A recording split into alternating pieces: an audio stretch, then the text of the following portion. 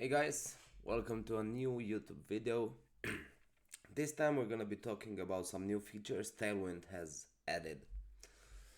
First of all, one that I really like and I really enjoy, it's going to be the size property. Before, if you wanted to set a width of 20 pixel and the height of 20 pixel, you would have to do width 8 h8, and then let's give it a background of pink 400 so we can actually see something on the screen. And then this is going to be our, let's say, pink rectangle. This is fine, it works, it's no problem. Now with the new changes, with Tailwind 3.4, we have a new property called size 8, which is gonna set the width and the height. Like with all the Tailwind properties, you can put custom inline custom CSS and values, and they're gonna work just fine. Okay, this was probably one that I liked the most, and I was waiting for some support on that for a long time.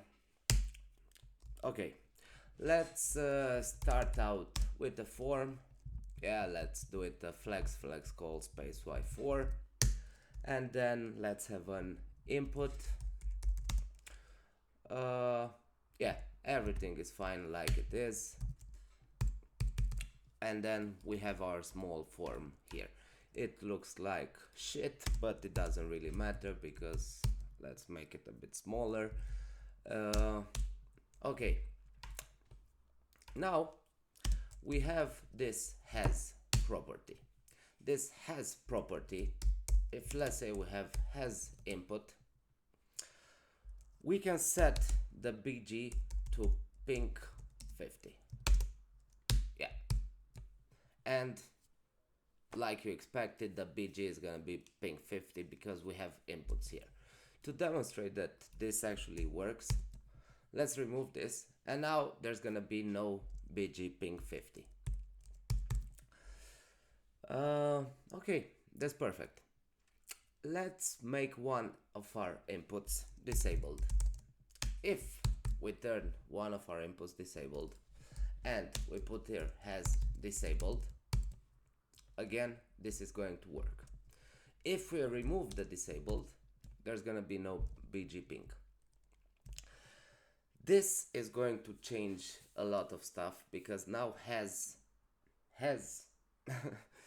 support all around, and I think this is absolutely awesome. Let's say you have a form and you're going to be validating a lot of inputs and stuff like this, and maybe this password needs to be, I don't know, has to have a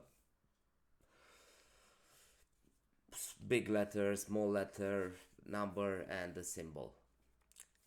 This is going to change how we actually do the CSS, because if we put has error or has something, then we can actually change how the entire thing looks. Now, another one that even in the docs Adam pretty much laughs about, and somehow hints it's gonna be a regret of his, styling children with the star variant. So this is going to be absolutely wild. HTML is going to be out of control, and the Tailwind haters are gonna absolutely lose their shit. Okay, let's do this. So we start off with the star, and then we can add a shadow 2XL to all the children, and nothing happens. Why the fuck? BG black. Okay, perfect. I don't know why the shadow didn't work, and I don't want to think about it now. So we can actually use this star variant to add some class, to add some styling on all the direct children. So it's not going to work in the nested children, as you see here. So it's only for the direct children. So if I had inside this button, if I have multiple, if I can have multiple stuff in here, then it's not going to affect those. I think there will be use cases for this, especially if you're writing HTML.